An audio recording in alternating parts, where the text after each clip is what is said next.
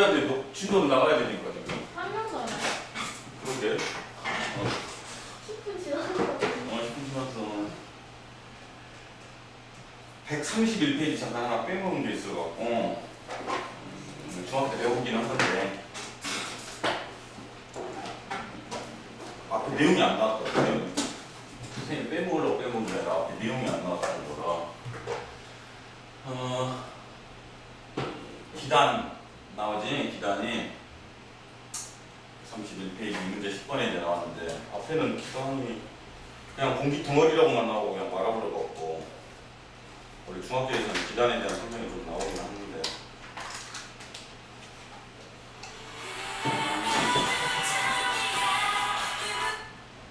에이 나중에 전화할게.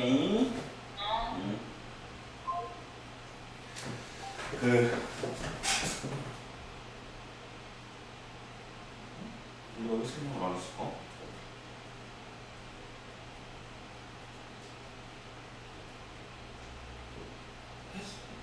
했지 이거.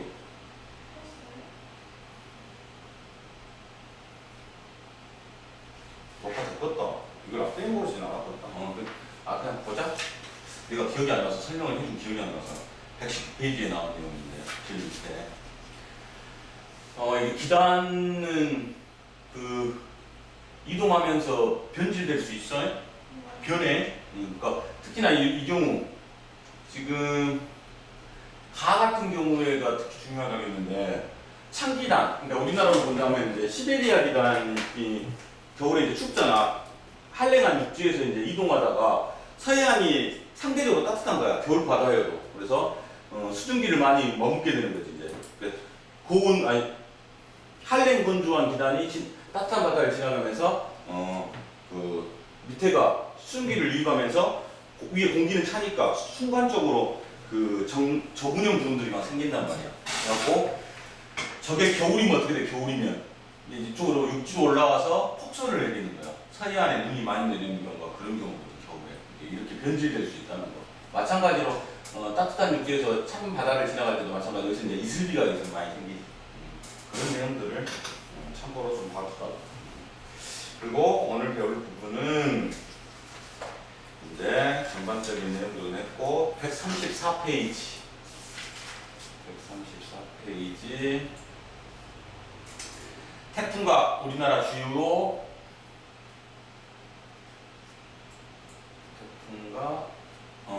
우리나라 주요 악기상이라는 게 안 좋은 거, 상태가 안 좋은 거, 폭설, 폭우, 이런 거랑 관련되는 거, 기상이 악화됐다 그 뜻이겠지. 태풍이 특히나 우리나라에서 중요한데, 올해 태풍이 생각보다 많이 안 지나갔다. 그랬네, 끝나버렸네 이제. 그지? 10월까지도 오거든 태풍이 늦게까지 오면은. 올해 태풍 별로 쪽 경상도만 조금 피해봤구나. 전라도 쪽은 태풍 괜찮았네. 태풍 중심 부근의 최대 풍속이 17m/s 이상인 열대성 저기압. 우리 앞에서는 온대성 저기압 배웠고 열대 저기압을 우리가 태풍이라고 한다. 그 중에서도 이제 초속 17m/s 이상인 거를 태풍이라고 한다. 자, 세계적으로 보면 위치 보자. 위치. 자, 우리나라 이쪽에 태풍, 타이푼이라고 하고 옛날에 그룹 중에 타이푼이라는 그룹이 있었어. 막 코요테 그쪽에 막 같은 그룹이 타이푼이라는 그룹도 있었는데, 그러니까 태풍은 이제 영어식 발음으로 하면 타이푼이 되는 거야. 타이푼. 그 다음에 미국에서 일어나는 태풍은 허리케인. 허리케인 많이 들어봤지? 그 다음에 인도양, 여기 인도잖아.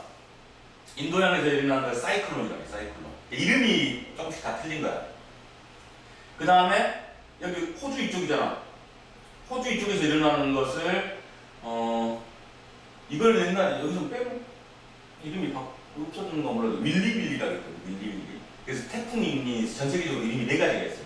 근데 밀리밀리를 빠졌더라고. 허리케인, 태풍, 사이클론, 밀리밀리. 그래서 이름이 그렇게 돼. 발생하는 지역에 따라서 열대 저기압이 그럼 태풍이 왜 생기느냐? 수증기 공급이 충분히 이루어지는 위도 5도에서 25도. 적도 지방이 아니야. 0도가 아니라 위도 5도에서 25도에서 수온이 27도 이상의 열대 이상에서 발생하는 거야. 에너지원이 뭐다?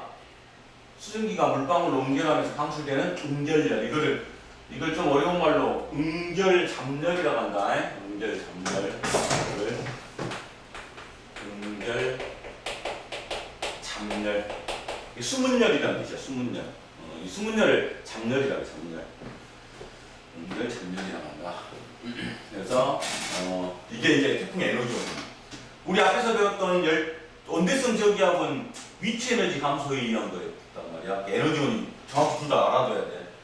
원대성 저기압은 위치 에너지 감소에 따른 그것 때문에 발생하는 거고, 태풍의 에너지원은 수문열이다. 음결잡열이다. 그래서 수권과 기권의 상호작용으로 발생한 게 태풍의 에너지원이 된다는 거 알아두면 되고. 여기 지금 지역이 다 5도에서 25도 사이다. 전부 다 위도로 봤을 때 여기 위쪽은 북위도, 밑에는 남위도, 5도에서 25도 사이. 특징. 자, 이게 중요한 특징 중에 하나거든. 앞에서 온대성 저기압에서 그거 배웠거든.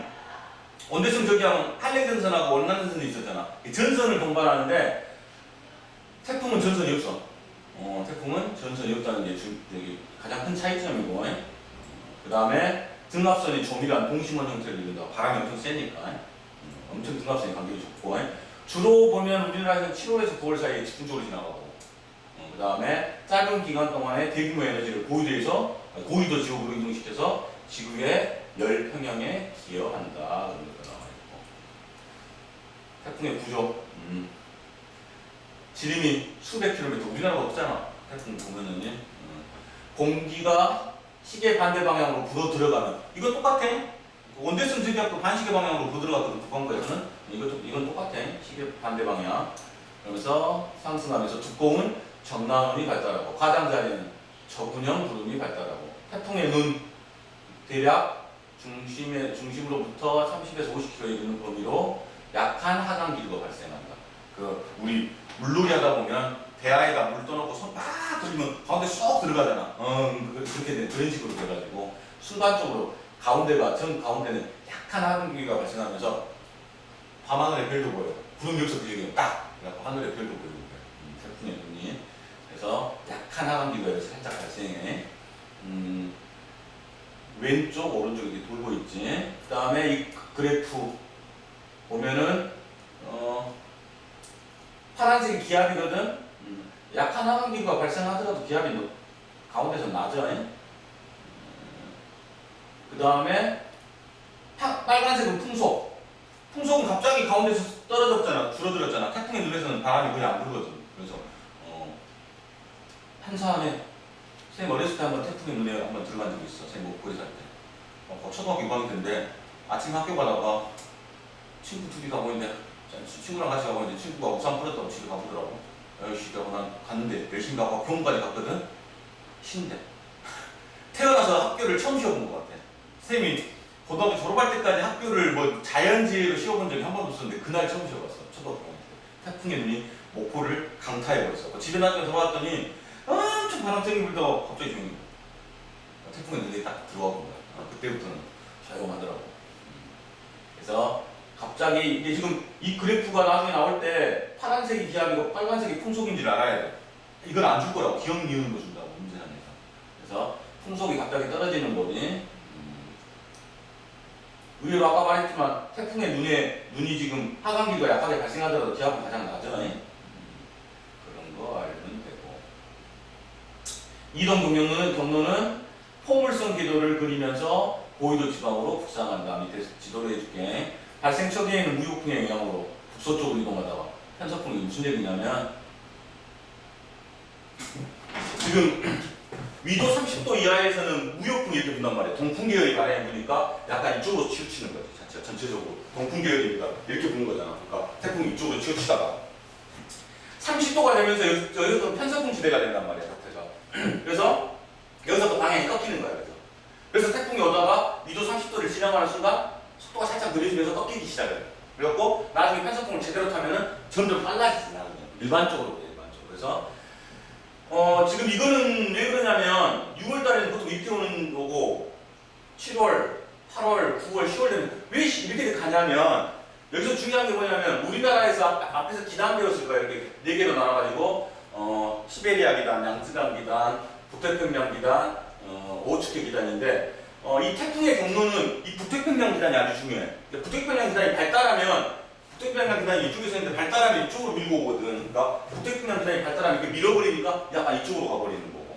그 다음에 10월 정도 돼버리면 북태평양 기단이 약해지거든. 약해지니까 밑으로 이렇게 쏠려버리니까 태풍이 이렇게 타고 지나가는 거야. 그러니까 북태평양 기단의 가장자리를 타고 있는 거야, 이게.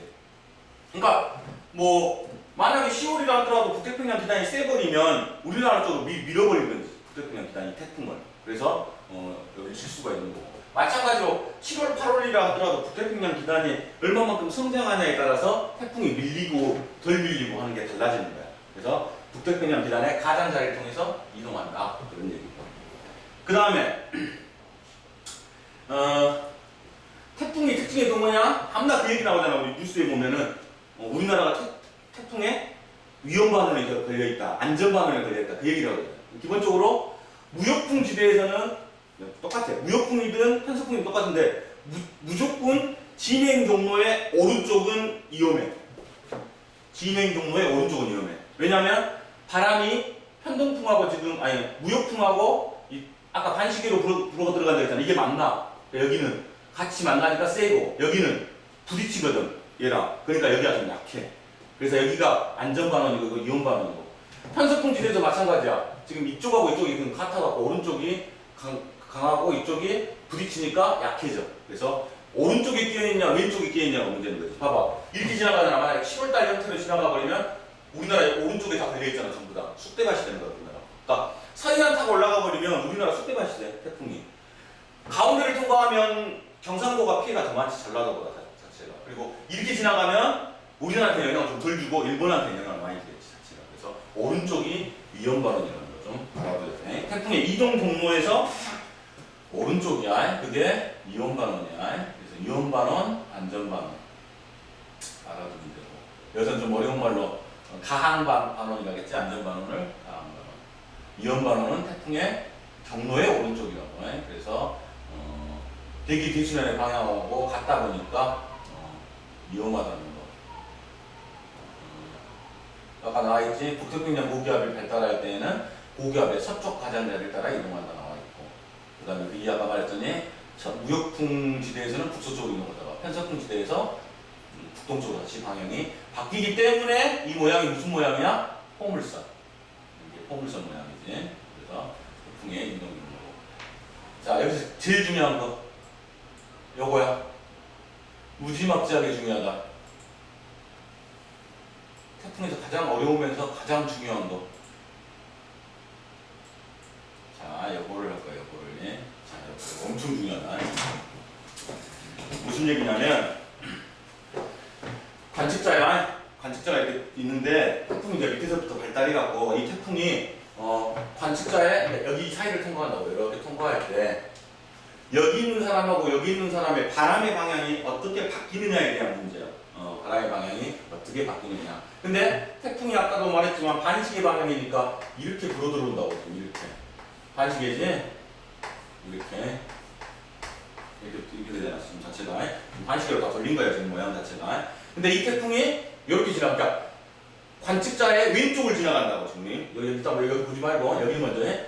왼쪽을 이렇게 통과하면, 관측자의 왼쪽을 통과하면 이 사람은 첫 번째 이 바람을 먼저 맞이할 거 아니야. 이 바람이 무슨 풍이냐?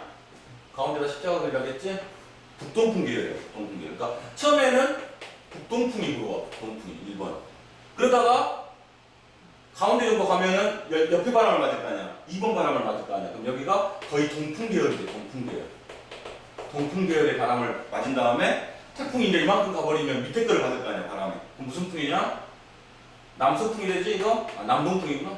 남동풍으로 바뀌지. 남동풍. 그러니까 북동, 동, 남동. 이게 바람의 방향이 어떻게 되냐? 시계 방향으로 변하지. 이게 바람의 방향이 시계 방향으로 변한다. 태풍이 지나갈 때 오른쪽에 있는 사람들. 다시 말하면 예를 들어 우리나라가 이렇게 있으면 만약에 태풍이 이런 식으로 지나간다고 치면 바로 경상도 지방 쪽을 말하는 거지. 우리나라 동부지방은 어떻게 된다고? 처음에는 북풍 계열의 바람이 불다가 동풍 계열의 바람이 불다가 남동풍 계열의 바람이 부니까 이쪽은 시계 방향으로 바뀌게 되는 거고 자체가. 그 다음에 반대편 만약에 이쪽에 있는 왼편에 있는 이쪽에 있는 사람들은 첫 번째가 무슨 풍이냐면 북서풍이 된다고. 북서풍이. 그 다음에 서풍 계열이 불다가 남서풍이 부는 거예요. 남서풍이. 그러니까 북서에서 서에서 남서로 바뀌니까 바로 반시계 방향으로 바람이 바뀐다 이거지. 시간이 지날 때마다. 여기 아주 중요한 게 있어요. 엄청 중요하다. 이 바람을 외우라는 게 아니라 이걸 한번 그려보는 연습을 해야 돼. 이걸 그려보는 연습을 하고 이게 지나간다. 나의 왼쪽으로 지나가냐 오른쪽으로 지나가냐를 봐가지고 생각을 해야 돼.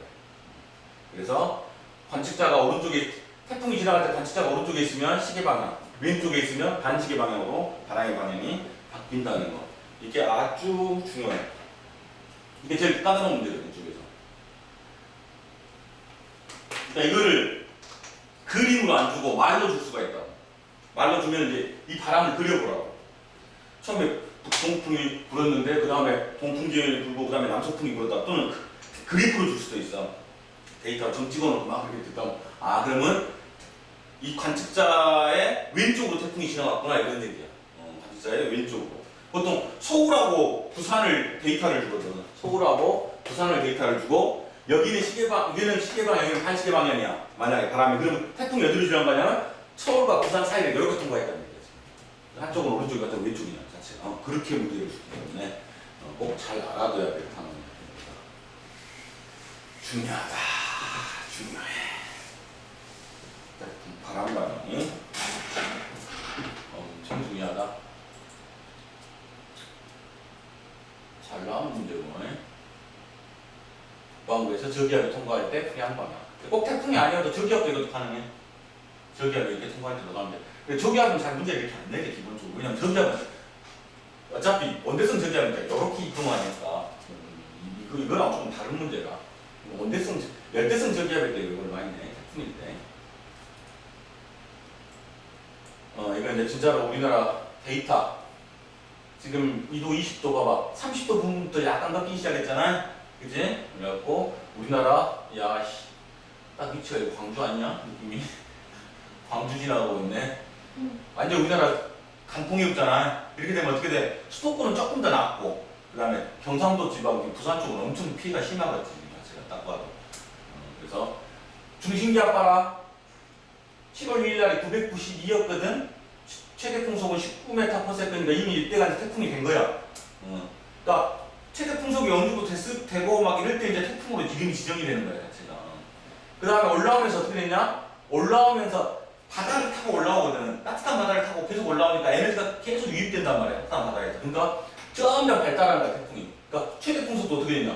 빨라지고, 기압도 낮아지고 있잖아. 970 헥토파스칼, 36m/s 됐다가 7월 6일 정도 봐봐봐. 930까지 떨어졌어.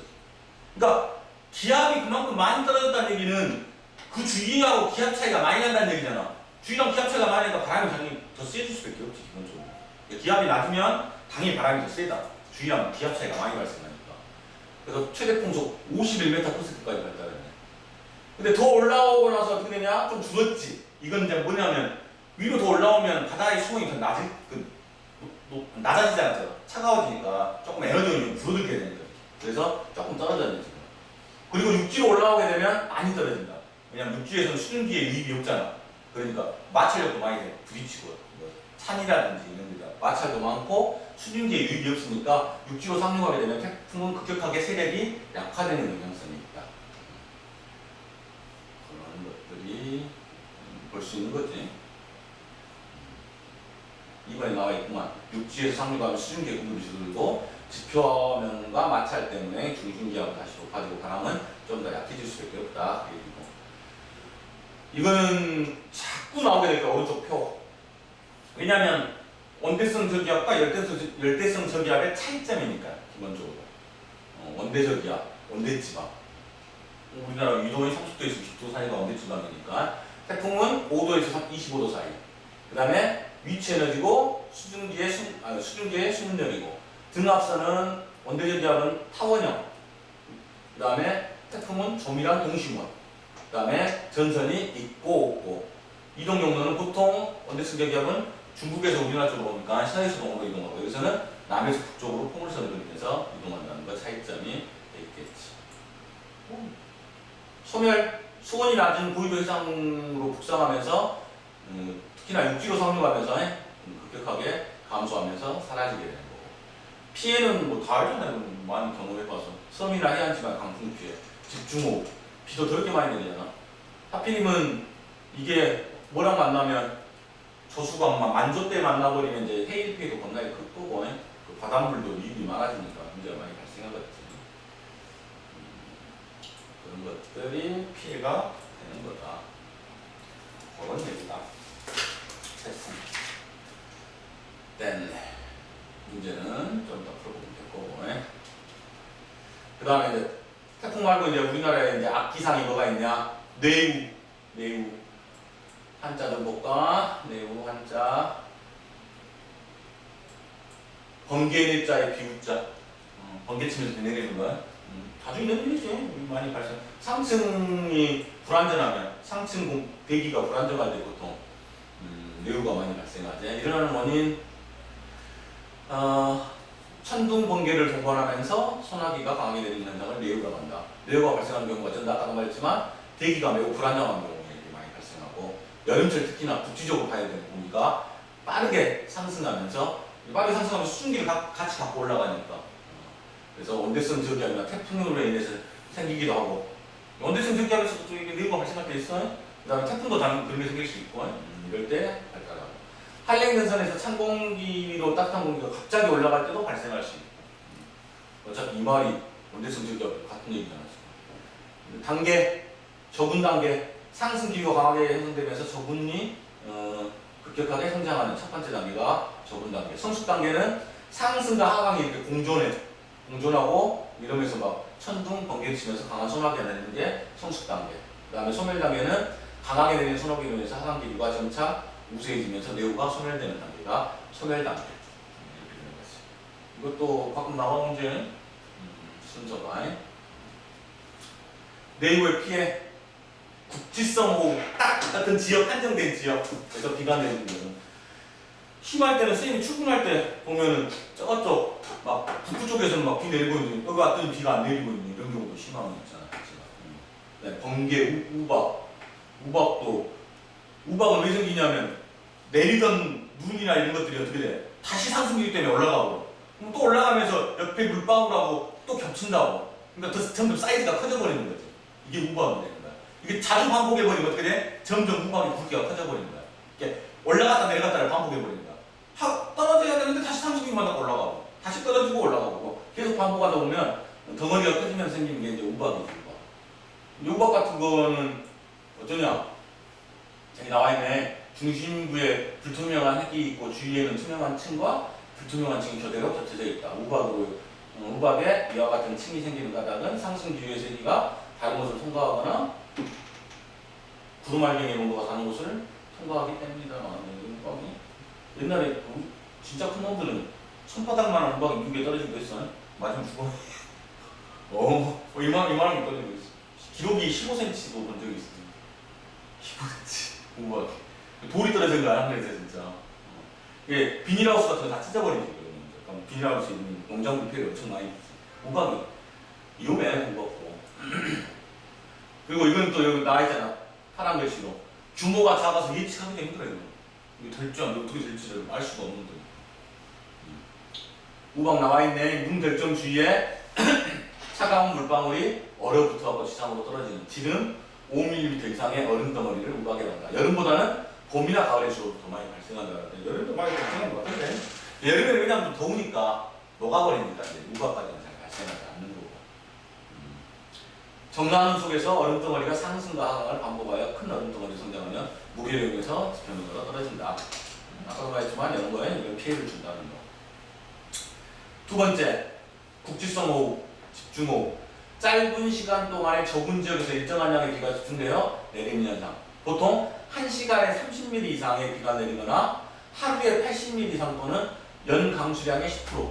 우리나라가 연 강수량이 대략 1300에서 1500 밀리미터에 1300에서 1500이거든. 그러니까 만약에 1500으로 잡은다면 10%면 150mm가 내린 거니까 엄청 많이 내린 거거든. 하루에 1시간에 30mm면 안 보일 정도로 낸다 진짜 비가. 샴푸만 있으면 샤워할 수 있어.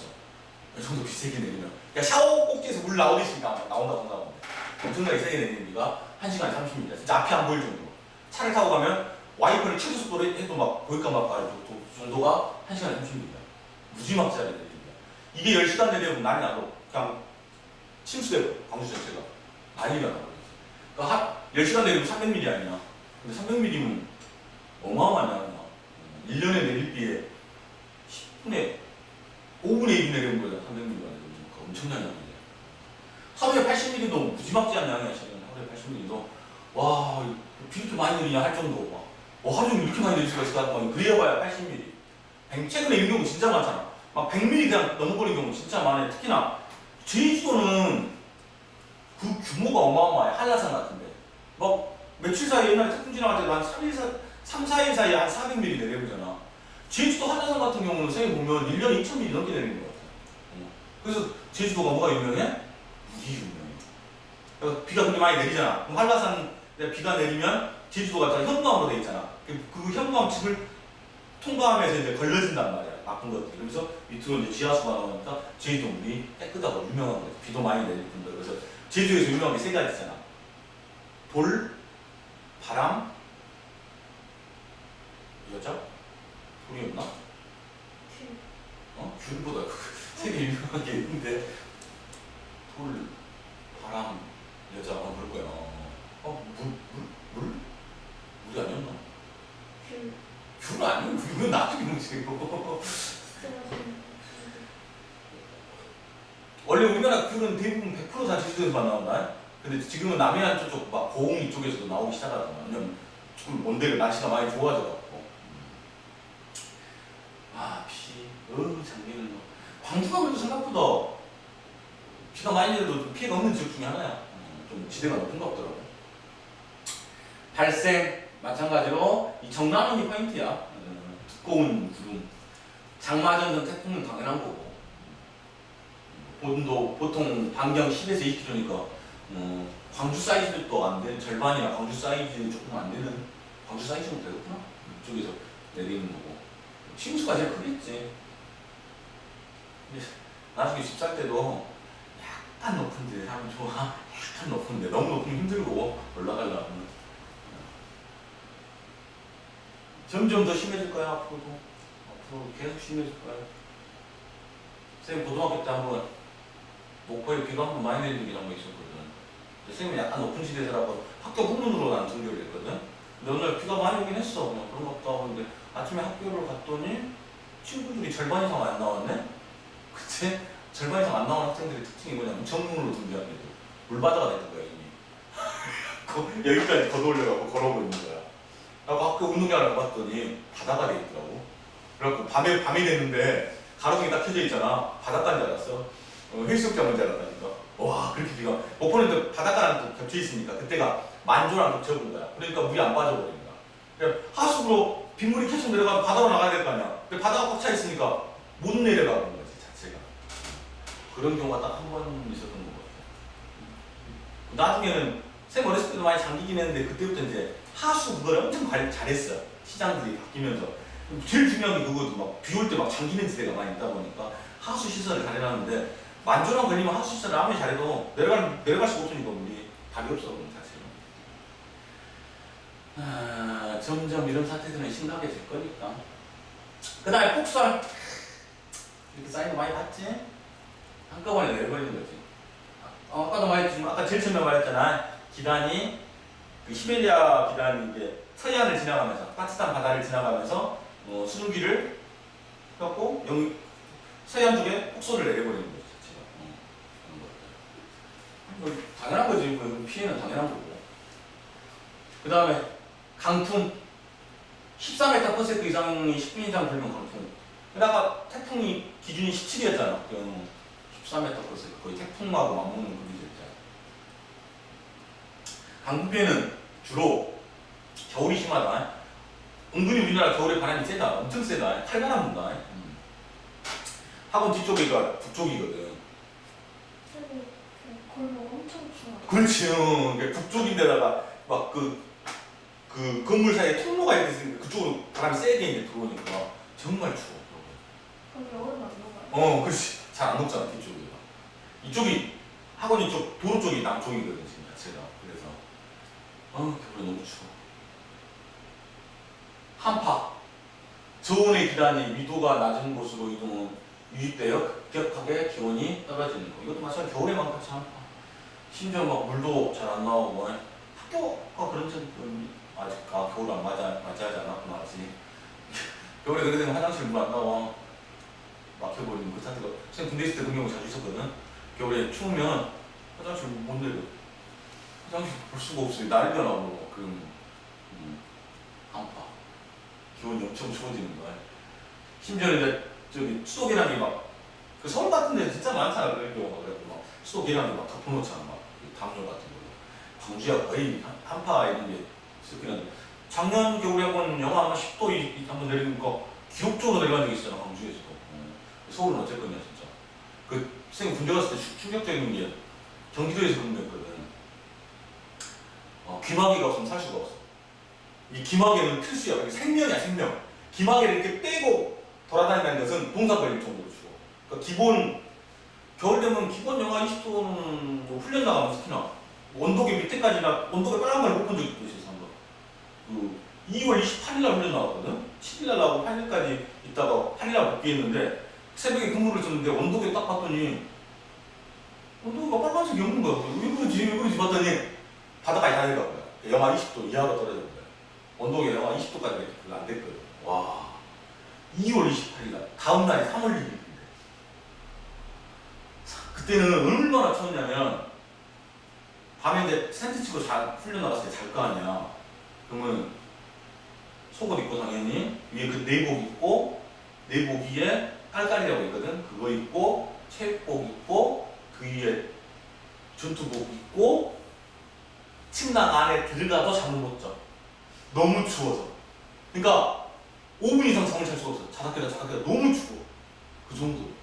근데 선생님 경기도인데 그 정도면 강원도는 할 말이 안 나온대. 강원도는 아침에 자고 일어나면 머리까지 눈이 쌓여있대. 그 추위가 죽는데 아주. 그 정도로. 한파. 그 다음에 항상 요새 미세먼지 수입 많이 내리잖아. 항상 중국 여기 봐라 위치도 알아. 당연히 편서풍 타고 이동하거든. 근데 황사는 언제가 심하다? 겨울하고 봄.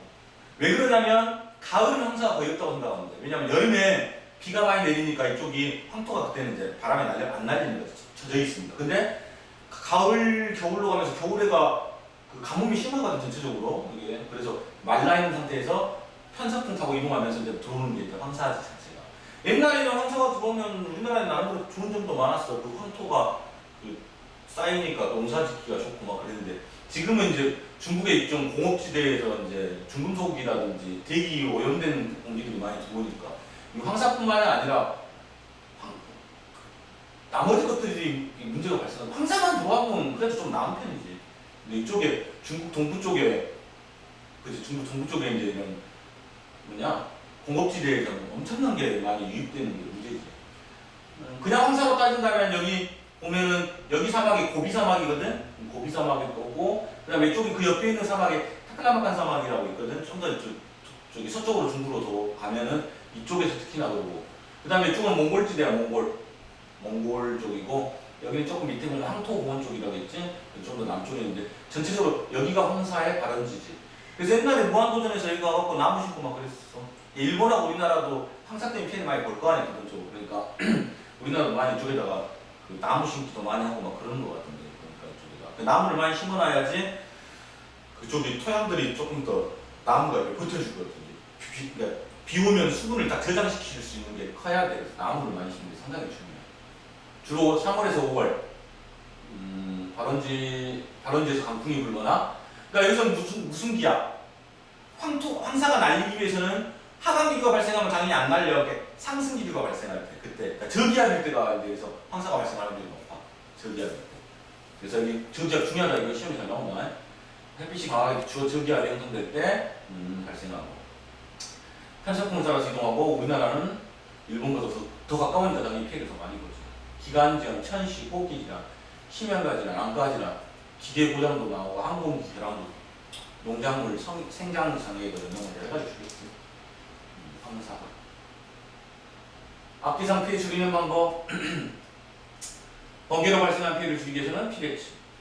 아파트마다 다 있지, 피해치면 건물은 높은 건물마다 다 있고, 국지성호는 절지대 상습 침수 지역 당연히 대피해야 되는 거고, 하수구 정비 잘해야 되고 당연한 거죠. 폭설은 제일 중요한 게 제설 작업이죠. 그럼 중요한 걸 어떻게 할 거야? 제설 작업을 잘해야 되는 거지, 기본적으로. 이거 잘 알아둬야지. 염화칼슘, 화학에서도 중요한데, 염화칼슘. CaCl2. 이게 차량한테는 엄청 안 좋다. 차량 부식이 커져. 이것 때문에 이거 해놓으면. 그 다음에 강풍. 외출하지 말해. 학교 가지 마. 강풍. 위험하지. 저기 해운대 같은데 바람 심한데 해운대 아파트 우리나라 높은 건물이 20개 안에 10개가 부산에 있어. 해운대 높은 건물인데 높으면 강풍도 심하거든. 유리창 깨지고 그런 경우가 진짜 많았어. 해운대 그 비싼 아파트들이 너무 높게 지어놨거든. 강풍 조심해야지. 그 다음에 황사는 뭐 코로나 덕분에 뭐 황사 좀 어쨌든 진짜 선생님 마스크 잘 안 썼네. 참 코로나 때문에 답답해서. 항상 이런 게 피해다. 악기상에 대한 얘기지. 여기까지가 전반적인 태풍과 악기상이다. 여기까지가 이제 날씨가 되는 거고, 이제 다음 단어부터 이제 해수로 가. 해수로 바다로 가는 거지. 바다. 전반적으로 이 단어는 크게 두 가지라고 했잖아. 대기, 바다.